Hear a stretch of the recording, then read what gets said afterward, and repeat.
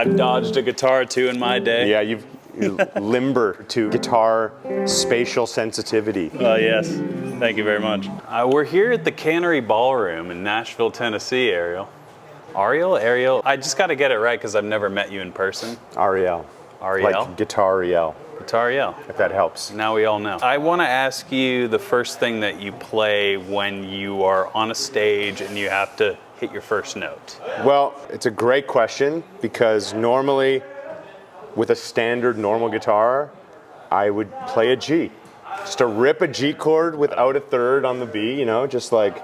Oh, no third, okay. But Important distinction. Yeah. I'd play a G and then see where that takes me. Yeah. But we tour with an open tune guitar and a baritone. So I guess, but I always start with this guitar. So since it's open tune, I could just not even use my left hand to play a major chord. Perfect. Third included though.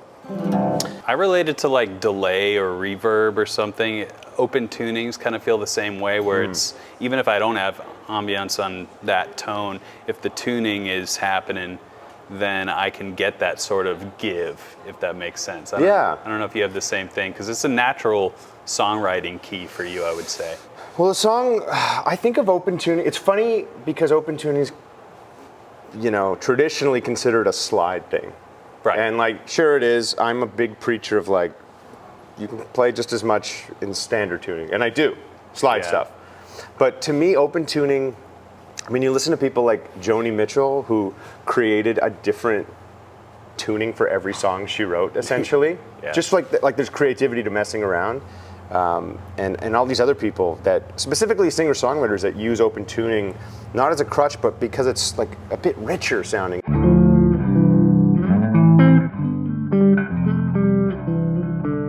Like essentially that's like a drop D voicing there, but it's a lot less guitar-y in a way. And for me, it feels like piano. It feels more like you have a left hand and a right hand. That's a good way to on your chords.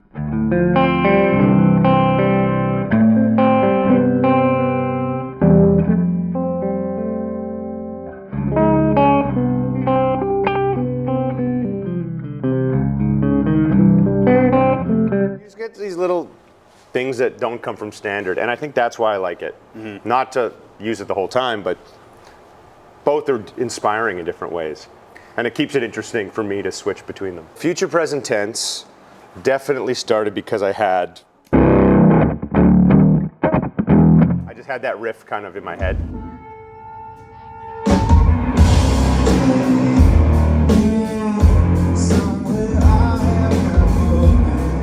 And wrote around that. Yeah. But a lot of times I might just write on an acoustic. Yeah. And if I'm playing some kind of a riff, I can kind of just envision later, like, or not even later, but while I'm writing it, like, this can be dirtier later. This can be this later. Oh, so the world's like an open palette at that point. You keep it clean right away. Sometimes. I've been doing these videos where, for the last year and a half on Instagram sometimes, where it was like a kick and a snare video. I love those. Thanks. But it really inspired so many ideas. Like, I had already written this, that one, but I had another one that was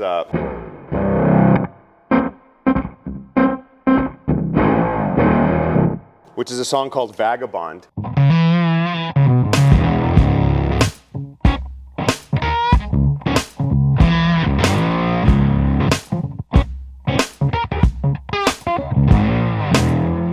I wrote that song months before that video went viral or whatever, and it was very different. It was like kind of a Jason Isbell, like, and they're not all in this key, but I'm just playing them on. Yeah, sure. It was kind of this vibe, almost like a Stonesy vibe. Yeah.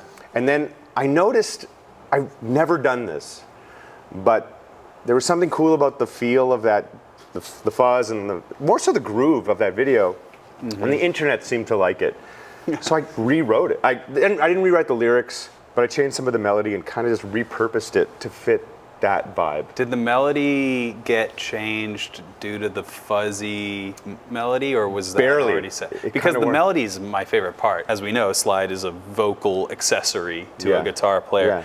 But it was cool to know that you are a vocalist too, as somebody who's only been following you for your guitar skills, like Right. that's an interesting through line into your new artistry, perhaps. Like, have you always been singing, or You know how it is. You get Yeah. you have a video So that this has been going on for a while. You didn't just like This has been going on for a practice while. for like a year and Well, you know how it is. You have a video that like blows up, and suddenly you get like however many new subscribers. Like, oh, who is this guy? Yeah. What is he? They just know you that you do the one thing you did in that video. Yeah, exactly. They don't know the rest of your history. So a lot of people know me for a guitar thing, but yeah, I've been singing my whole life. It's funny, my trajectory of history, which I'm not going to go deep into, but like basically when I was finished high school and everything, I just started my own band playing gigs to nobody, like Right on. cover gigs, and I sang.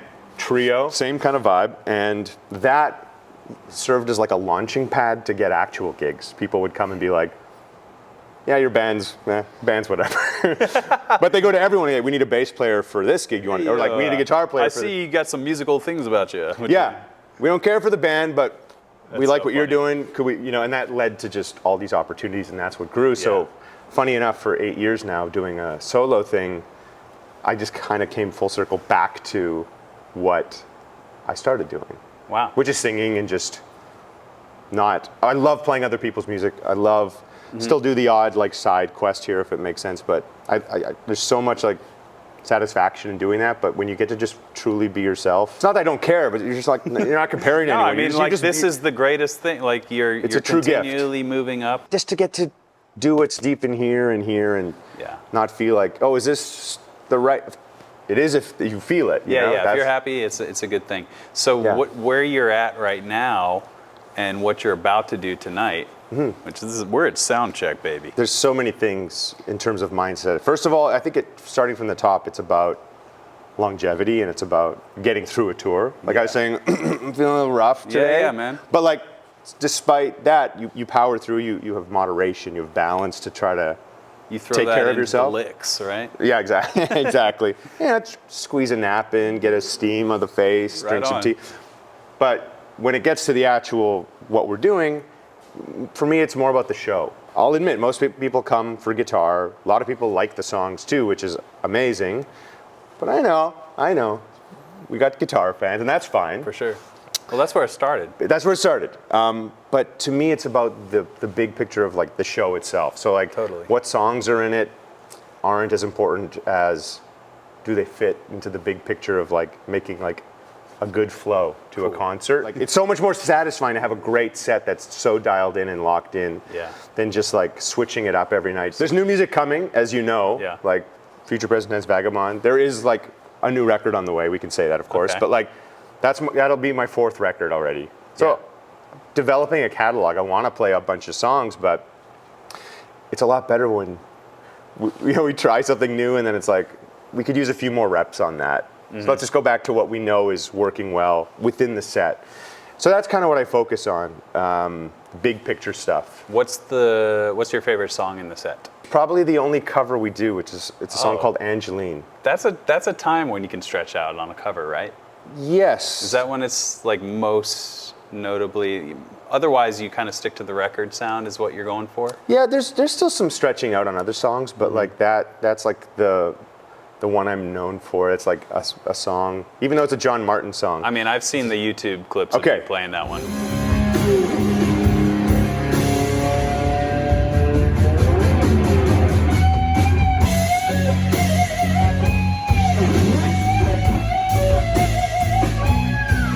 That one, that would be like the most. It's a beautiful song. That was your first foray into virality. That's right. That's right, dude.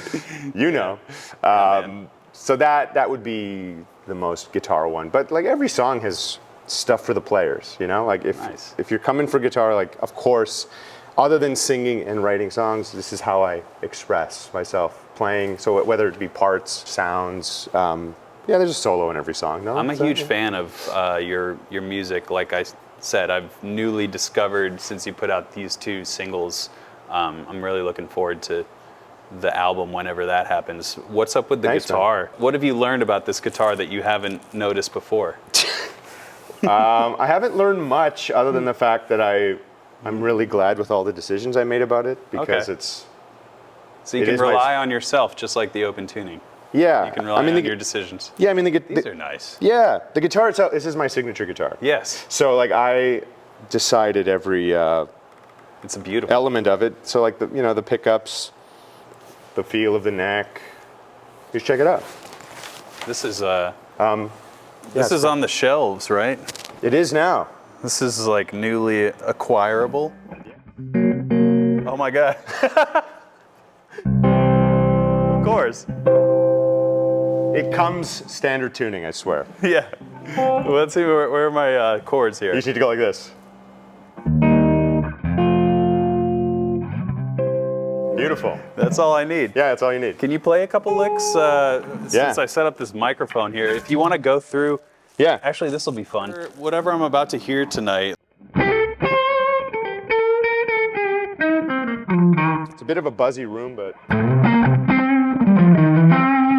I actually just put this pedal on. It says, do you know RJ Ronquillo? I love RJ. So RJ made a signature. I know him and I love him. He made a signature pedal with Zach Broyles a few years ago. Oh, great. Sus Mariosep, which I think is a Filipino saying? Yes. Some kind? I know he's Filipino. Yeah, so I think it's a saying, and I just put this on, and it's amazing. It has a slap and a boost, and it's an overdrive, so that's always on. Oh. I'm a big slap person, so like I always have this slap on, but now I can put this on if it calls for like a.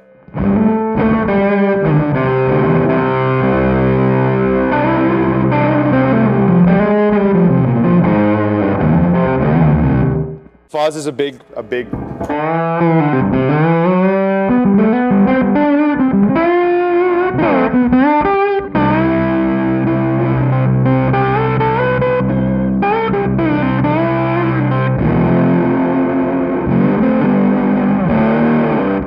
And then this guy.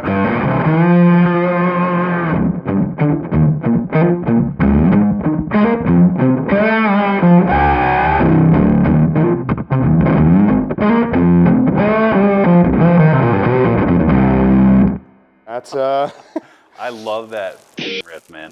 Thank you. Some trem. Oh, a little harm trim? Harm trem, always harm trem. Always harm trim. Always have the H9, which I'm sure you know very well. A lot of sounds on it. Great rotary, great this sound. Most people think of it as like the Mare, whatever that. Yeah. That's good for the copyright. So that's a switcher for the H9. Yeah, this is a Morningstar MC3, so it switches. That's cool. It does MIDI for the H9 and the Chase Bliss, the Therme. A few more delays, like.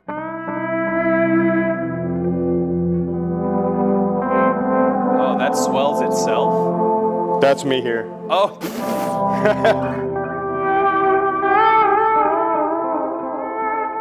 I was looking at my camera. I was like, "Wow, great effect." That is a great idea, though. Is there like a swelling? There probably is. I think the Chroma console does like a swelling. Talent simulate me. But this is a great sound. This is from the Therme.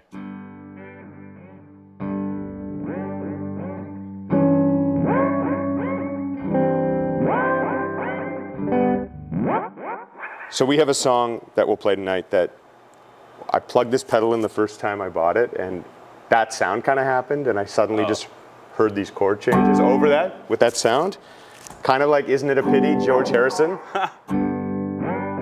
You know? Super weird. Like, how would you use that sound otherwise? Because rhythm is the great equalizer. We forget, like, that groove is like the core thing that makes us excited about music. Like, especially as guitar players and guitar community, I think sometimes we lose sight of the true essence of what music is, and it's like moving around and grooving, like feeling something. Well, that was one of the first things that caught my attention when I discovered you is the pocket. Rhythmic devices that guitar players utilize when they are telling ideas versus just like going through the motions.